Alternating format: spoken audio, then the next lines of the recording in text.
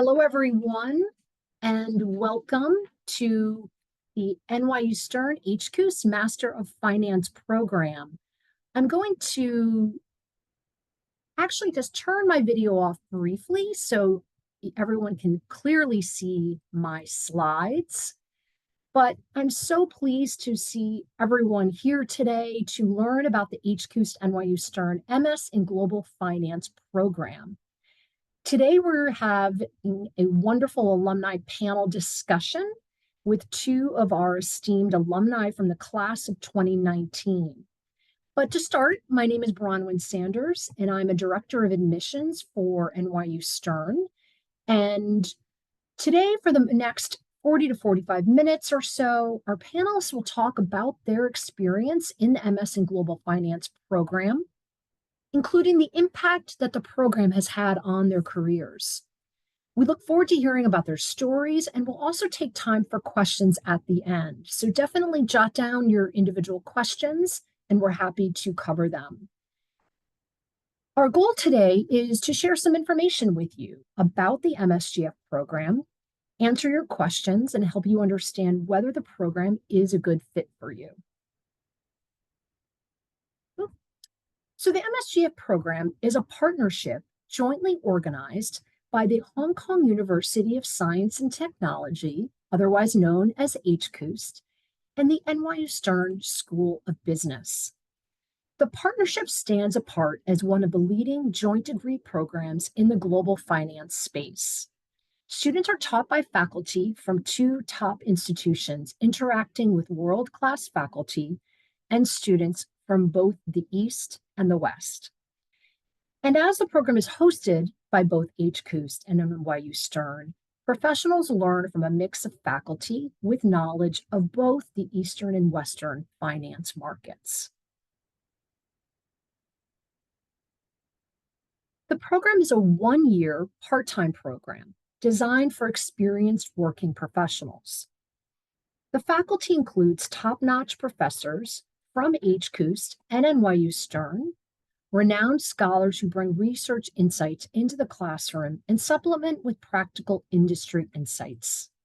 The program's just-in-time delivery of topics ensures that participants can immediately apply what they learn in the classroom to their work environment. Overall, the format of the program offers a prestigious and comprehensive finance education that is designed for very busy working professionals with a focus on practical learning, industry connections, and a powerful global network. So now I'd like to walk you through the schedule and the curriculum.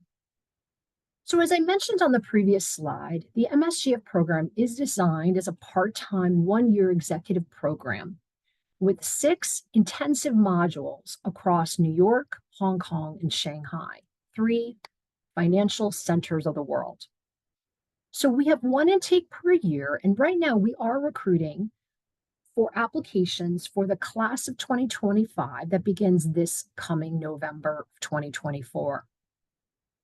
The curriculum in the program covers a broad range of finance topics that are always evolving based on current trending topics and competencies to stay competitive in the finance industry. Additionally, students work in groups on an integrated project where students form teams with like-minded individuals to work on real-life finance issues. So here you can see a breakdown of our module schedule. All modules will be held in person with your cohort and faculty and take place approximately 8:30 a.m. to 5:30 p.m. each day, with some evening social engagements. We regularly update the curriculum to reflect the change of the financial world. So new content such as behavioral finance, fintech, and climate risk have been added to the curriculum so that our students will keep abreast of the latest developments in the financial world. And our teaching faculty are not only involved in teaching and research, they also work very closely with practitioners. They customize the class discussions based on the industry's perspective so that our students will learn how to apply the knowledge to solve real-world issues. And it's important to note that when you're not physically in a module, you're still engaged with the program. And this workload is approximately 25 hours per week. And this is through online readings and assignments, either to prepare you for an upcoming in-person session or to integrate the learnings from a previous session. Upon completion of all modules and the successful presentation of an integrated project, graduates are awarded a Master of Science in Finance. And so here today, I would love to, Caroline and Stephen, I would ask for you to turn on your cameras because I'd love to introduce to you both Caroline Quinn and Stephen Demler. They both happen to be graduates of the class of 2019, and it's always great to, here we are in 2024, check in with our alumni and see how they're doing. And of course, chat with them about their own program experience and how, what they've been doing since the beginning, since they graduated from the program. So welcome, Stephen and Caroline. Thank you both so much for being here today. I want to start by potentially maybe just doing quick introductions.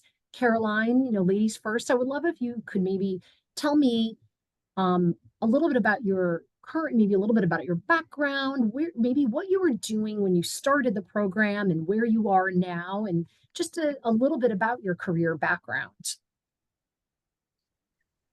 Yeah, sure. Hi, everyone. So this is Caroline. So I'm currently SVP at Citibank under the institutional credit management. So essentially, I'm covering the credit underwriting for the large corporates in the US. So when I started the program in 2019, I was then VP of a Chinese bank, China Construction Bank. So having similar clientele, yeah, but it was with a different bank that time. So that's my background. That's great.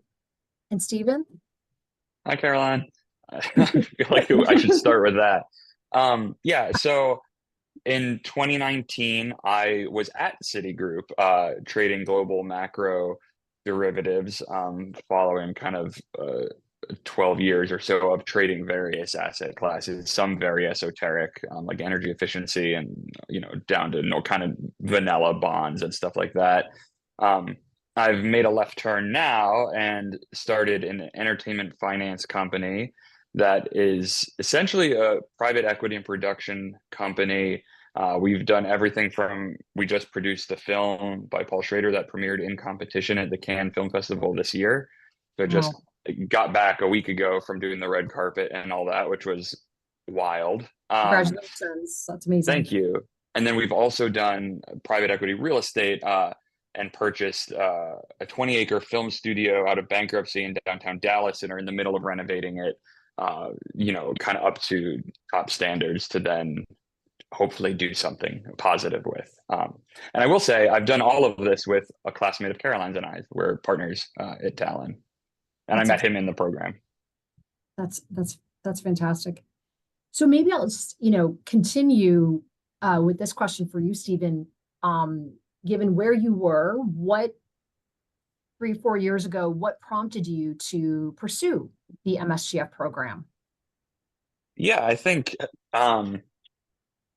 something similar to my partner is I looked at the curriculum, and some of the modules you talked about were more familiar with me, right? Like obviously being a derivatives trader, the derivatives module, it was a little more straightforward for me, but I hadn't done corporate finance. I hadn't done a lot, like you don't need it for a lot of what I did in trading. So there were gaps in my background, and I was a fan of two things primarily. One is the executive structure, right? Like I didn't have to bail on a really profitable job to go back to school and then hopefully get the same profitable job or slightly better back. So that was one. And then two was about broadening where I do business and like kind of my friend group and talent pool and relationships. Because I've spent, I traded global macro, I've traded funds around the world. So for me, it was important that the program was in New York, where I'm from, but also in Hong Kong and I guess a sprinkling of Shanghai. That's great. That's great. And Caroline, how How about you? What was your motivation when you first joined the program? Yeah, so for me, I think the main motivation is because for me, I think at the time I was very sure. I mean, unlike Stephen, I don't want to like change my career track completely. I mean, I like what I was doing. So I'm kind of in the corporate credit world since I first joined and started my career. So I'm quite clear, like I want to do a part-time program. So I started searching around. I think I was looking for a program that has a very good I mean compressed time schedule, so it doesn't allow me to have a like better work-life balance. And also I'm also looking at the program which have a more global exposure, because for me, I do have personally I also have a very global exposure. I grew up in China, then I moved to Singapore to study and worked there for 13 years before I moved to the US.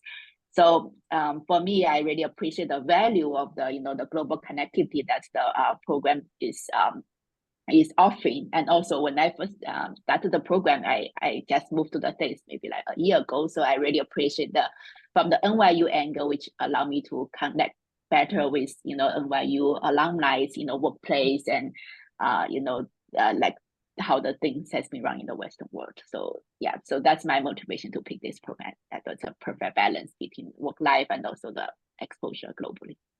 Great. And Caroline, as a follow-up, were you coming into the program feeling that you wanted to fill some gaps in your knowledge? Or in other words, did you have specific interest in any of the specific courses that were being offered?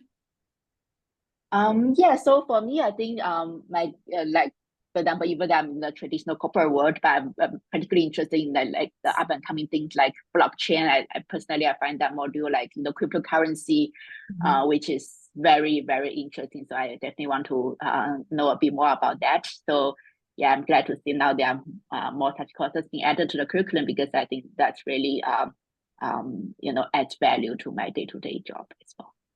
For sure, for sure. And Stephen, obviously you've made a very cool, interesting pivot, right, since graduating from the program.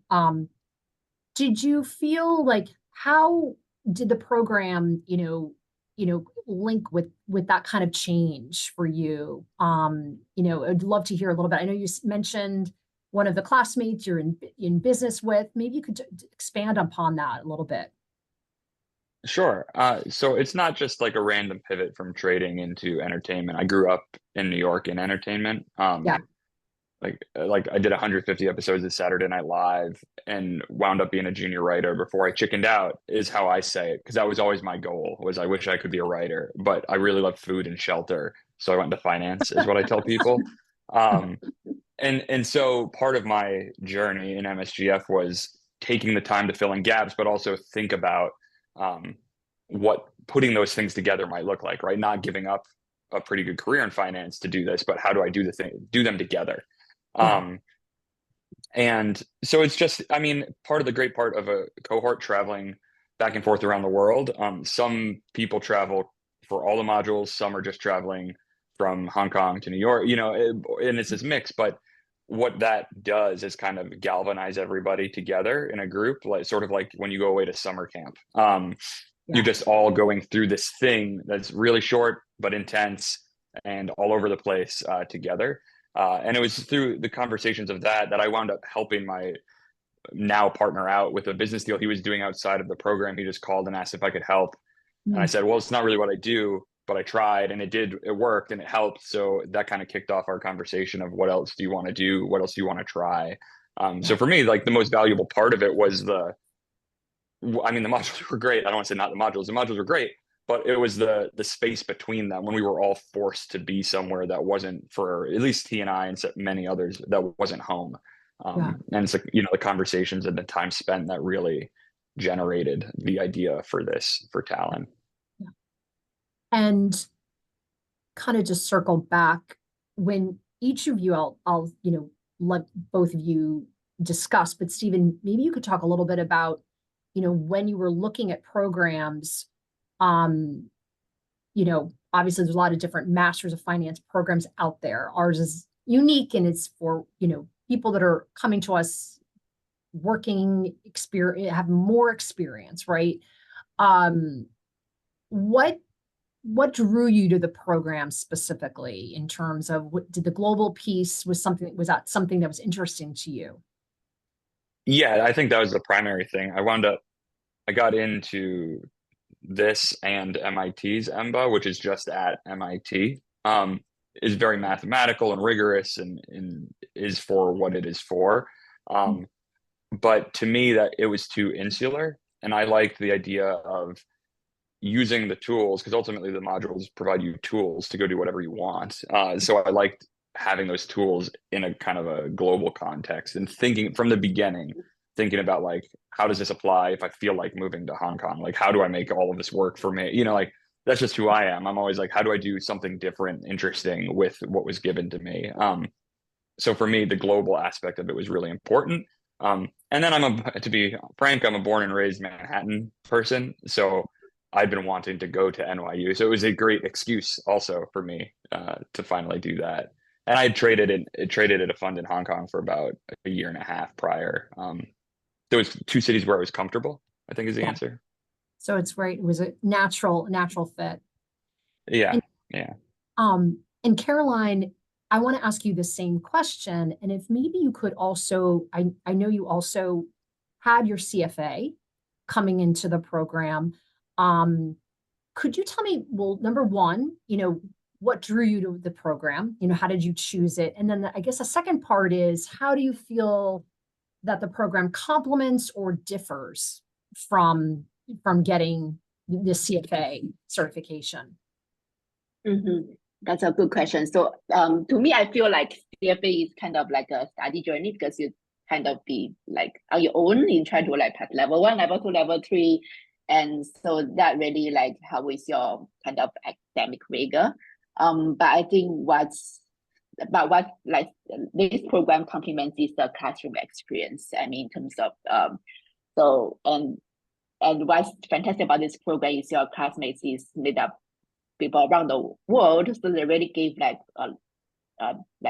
different perspective. Like I think from our cohort we have someone from Russia, so it's very, very interesting because you don't really like sometimes for certain countries probably just read from newspapers to understand what's the event, what's going on. But having someone from there to chat with and to understand that the global event, I think it's really, really very helpful. Yeah, especially for me in terms of my career path, I cover most of the multinationals that has like operations around the globe. So that's really add value in that sense. Yeah, that's great.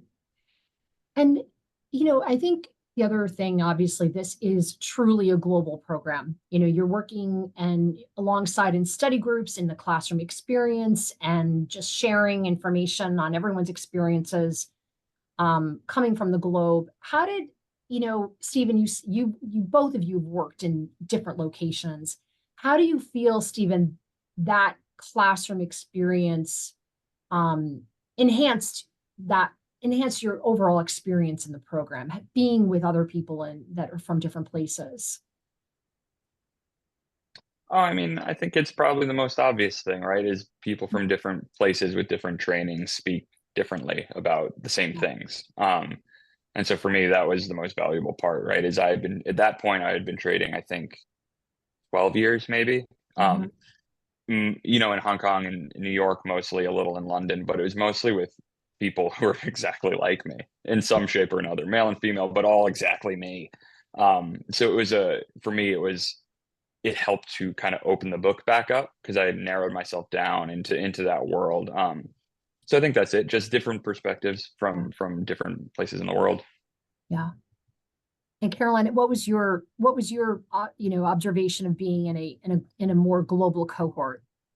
Yeah, I think like in the global cohort thing was also like kind of very useful now. It's like even like little things like time difference, how to coordinate the school. I mean the project and assignment with a batch of people in different time zone. I mean how to be working like in such a mode. I think that's really like very, very interesting. I mean from this program, because before that I mostly working, for example, in the local banks, whereby you have people working the same time zone. So many problems or issues you don't have before now, it's suddenly become more, aware of.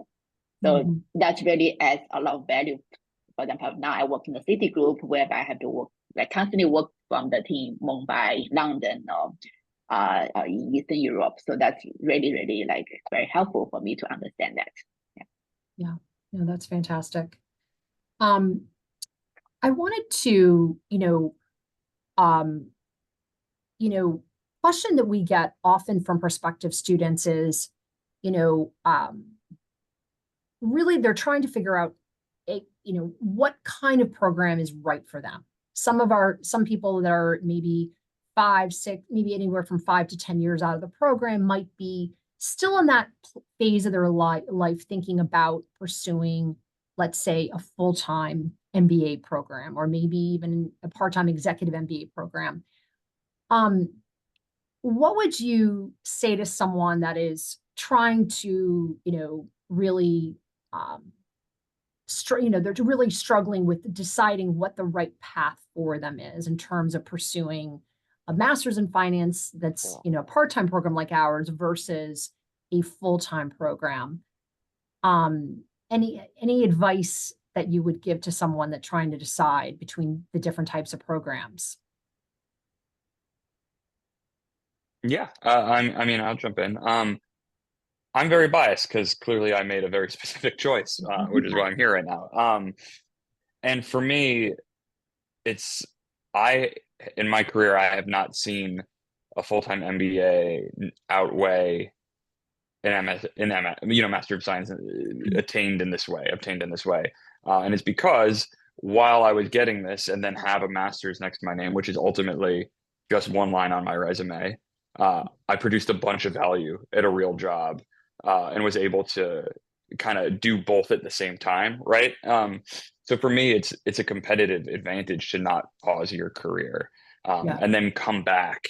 With every other person who's come back, who took time off to do the full-time MBA, is all restarting at the same time.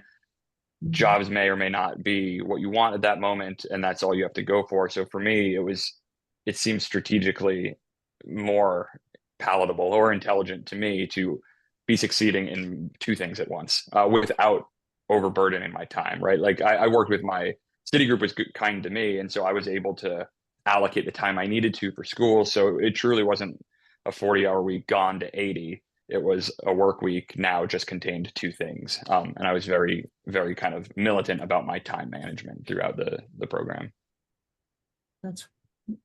And Caroline, thank you, Stephen. Yeah, I think I share the similar story with Stephen. So especially I think the main value maybe for a full-time program is you get internship opportunity in a different career path that you are not in before. But still for me, say I really don't want to take a pause to my career or make a left turn completely, because I'm clear of what I want. I want to kind of continue in this career path. So I that's why I choose a part-time program over a full-time MBA program. So and also see this, I think among all the part-time program, I think for this particular one in terms of the time spent, some can be over 3 years, but this one can do even it's intense within 1 year and a half. I think the impact to the family to me is it's more manageable. Yeah. No, those are both excellent points. And that, what I just asked you is kind of relates back to potentially maybe some concern if students feel they have, obviously they're busy, they're working professionals, they have families, they have a full-time job. And obviously both of you received, support from your companies in terms of that time off you would need to take to attend the modules. Could you tell me a little bit about maybe some of those conversations, or how you were able to convince your employers for that time off? In terms of maybe the value you were bringing back to the companies, is if that Stephen, I'm not sure if that was your situation, but maybe you could talk to me a little bit about how you were able to get that approval. Sure. I pitched it as, whether I had intended this or not, right? If for my time at Citigroup, what I pitched it as was my ability to grow into trading related asset classes and help desks that were struggling improve, because my desk was doing well, right? So they believed I could trade. And I said, if I do this, then I can maybe take this over and blah, blah, blah. And I think that was probably my backup, right? It wasn't not true, but it wasn't what I wanted to come out of it. But ultimately, it also was accurate, right? So if I had stayed there, I could do that because of this program. Therefore, it added value to Citi. But I will say, more important, since you mentioned it, was getting buy-in and support from my wife, because we have 2 kids. And so if anybody is considering and has a family and children, like, spend the time ahead of time to look at the modules and understand when you'll be gone and when you'll be jet lagged when you're home. And then also working and worried about a final or an integrative project, and just be very proactive in planning. Because if you are, it's all very doable, right? It all does fit in and slot in, if you do the work up front. Those are excellent point. You definitely need the family behind you. And Caroline, would you potentially share your thought process?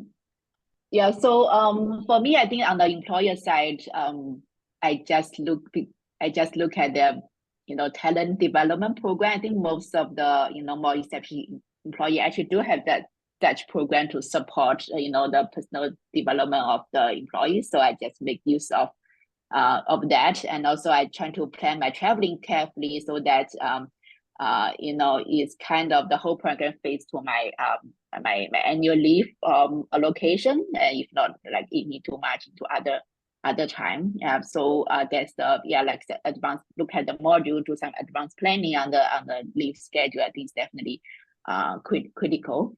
And also, I mean, very importantly, I think do this because I also have a 2-year-old at that time. When I doing my program.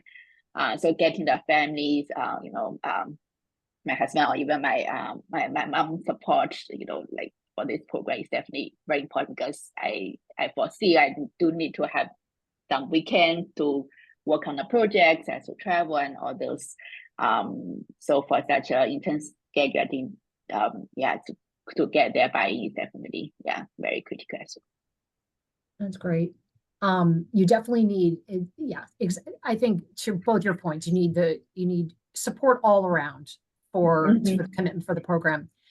I do have one last question, but I also encourage any participants that have any questions to feel free to put them into the chat, and we are happy to answer those for you. If you have any questions for Stephen or Caroline, we're happy to help. But I did want to ask you both is, how were you able to, or what was your experience with the assignments that happened, before, either leading up to a module or finishing a module, that kind of work? Did you have any good tips on how to balance that between work and home? And if you were, I know it's been 3 years, but Sure. how did you do that? Yeah, I did a lot of reading and modeling on planes. It was a 15.5-hour direct flight for me to and from Hong Kong. So I did, 30, that's a week of work, I was just very fastidious with my time management. So I think for me, it was more about what am I going to put on hold or give up for the next year to commit to this, right? So it's just kind of a rank ordering of priorities, and then accepting that you can't do everything you're going to want to do for a year, because this is going to add more value and open up doors after that, right? And then a commitment to the process. Yeah. Caroline, how did you manage with a 2-year-old? Or did you have a 2-year-old then, or now? 2-year them. So that's why I have to say I spent quite a lot of weekends on those assignments and projects. but thinking back, it's better than, if I set some like part-time 3-year program, I probably would spend more weekends doing that. So, right. So that's, I mean, for that year, I mean, this course is on, definitely there will be some like sacrifice of personal time or family time, but yeah, in a grand scheme, I think that it's all worth it. Right? That's great. And so my one last question I wanted to ask is, who would you, in your opinion, who would you recommend the program to? What kind of person would you think that would really benefit from being a program like the MSGF program? Caroline, do you have any? Do you want to go, Caroline? Yeah. I say probably I think like I would recommend this program to people who want to have the global exposure for sure, rather than stick to one classroom to finish everything. I think this is if their job involved, talking to international clients or even is working in the international institution, I think this program is definitely very helpful. And also I think regardless of whether the person has finance background or does not have, I think this program will still add value. Yeah, so there will not be a challenge for someone who does not have a finance background. So I was really looking to recommend this program to people with an open mind, and to gain that global exposure, and also maybe to continue in the career track. Yeah, instead of taking a pause.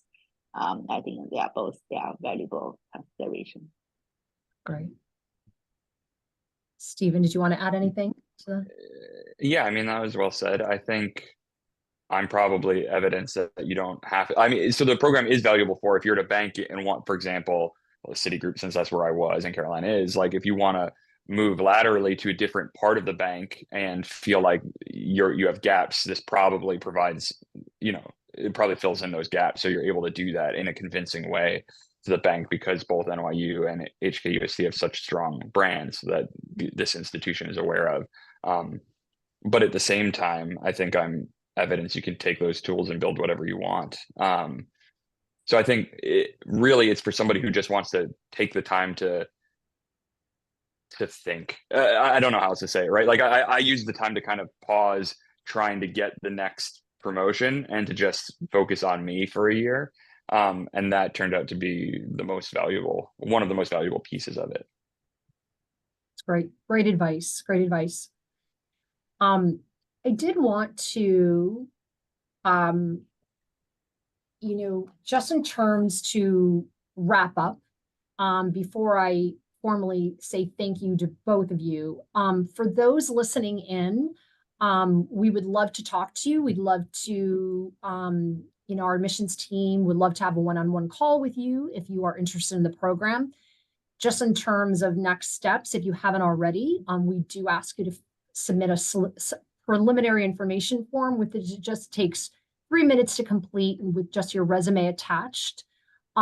This is these are the emails for both the for HKUST and NYU Stern. And we have an upcoming deadline. Our next deadline is coming up very quickly on June 28th. We are rolling admissions, but particularly for non-Hong Kong-based students, we do recommend getting in as soon as possible, for work through the visas for Hong Kong. But again, please do reach out to us. We're here to help on the admissions team. Stephen and Caroline, thank you both so much for your time today.